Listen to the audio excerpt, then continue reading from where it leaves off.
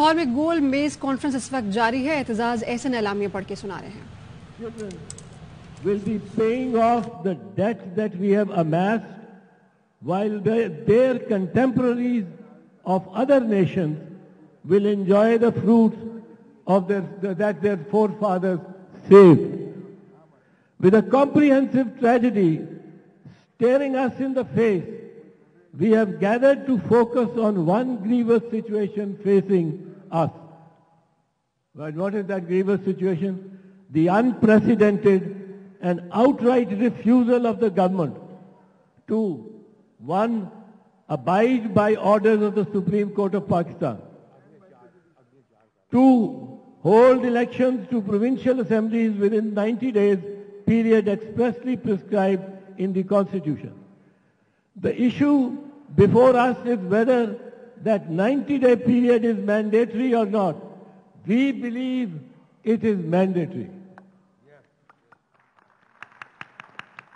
We also believe that these elections are the real issue and that Prime Minister Shehbaz Sharif desires to avoid, and other matters such as formation of benches, roster fixation, and are obvious distractions to detract from the central core issue of election. The apparent attack upon the judicial edifice from within and without, and the persons responsible for it, be they judges themselves, administrators or political parties, the constitutional controversies which have fractured the body politic and even caused schisms among the justices, mainly on the questions of bench formation, roster fixation, role of judges as politicians wearing robes, judges themselves in due deliberation in the first instance, and not by any institution other than the judiciary itself, and not in indecent haste. The role of the legislature and some political parties has also been divisive, negative and bullish, and or opportunistic in this situation insofar as the divide in the judiciary appears to be more on account of personal linkages with parties and personal egos than on principle. The divide has created a situation of the nature that divided the judges on personal relationships and egos in 1997 with disastrous effects. The present situation appears worse, however. The polarization of the judges is now to the extent that today, upon the mere composition of the bench, a citizen is able to predict the outcome, the ultimate outcome in the case. That is why a controversy could be created whether 7 or 5 judges sat on a bench that passed the Supreme Court's final order dated 1st March 2023, which is yet to be obeyed and implemented.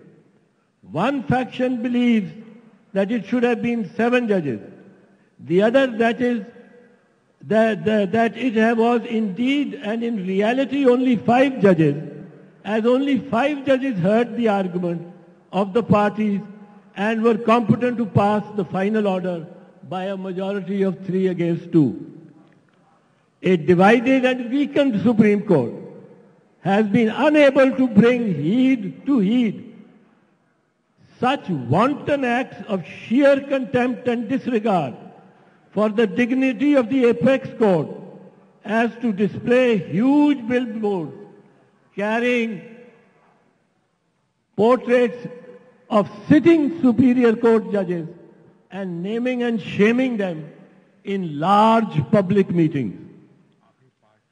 Elections to the Punjab and KPK assemblies remain the real and root cause of the present disputed and ugly imbroglio. These elections must be held at the soonest because 90 days have expired on 14th of April 2023 Punjab, and will on 18th April 2023 KPK. A basic right has thus arisen in every Punjabi and KPK voter to cast his or her vote within 90 days stipulated period. All Pakistanis, irrespective of rank and status, are bound to do their duty towards that purpose. The Cabinet's recourse to legislation appears to be mala fide, intended only to avoid an electoral contest and to devise a method to evade elections. The court should examine that, summon those purporting to provide means to delay or avoid the elections. If institutional respect is nevertheless to be given to the legislature, those who have decided outside the legislative process to prevent action in accordance with the court's direction, including among others the Prime Minister, the Law Minister and the Interior Minister, must be summoned to determine responsibility and blame for violating the Constitution and of the contempt of the court's orders. To avoid elections to Punjab and KPK assemblies, the government has come up with another novel pretext. It says that it is more convenient always to hold elections to all assemblies on the same day, even if one of the first 5 assemblies has been dissolved 3 years before its term is over. The issues that arise are fraught with dangers to democracy and the federation.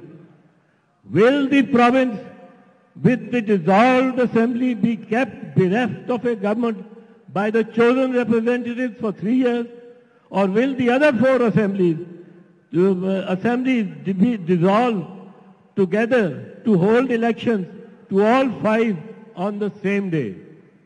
It will not be taken, will it not be taken as the revival of the one unit against which the people, especially of the smaller provinces, struggled from 1956 to 1989 until they were able to create a federal structure enshrined in the Constitution in 1973.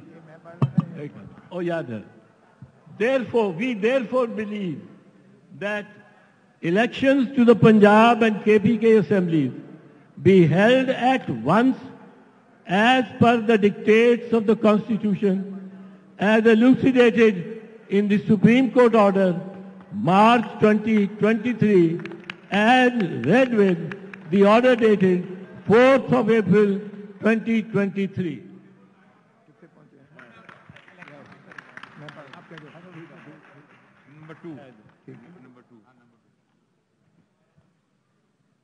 That the issues internal to the Supreme Court of Pakistan be decided by the judges themselves through the Committee of Judges, mutual respect, due recognition of status, propriety and dignity behoving judges of the highest court of the land.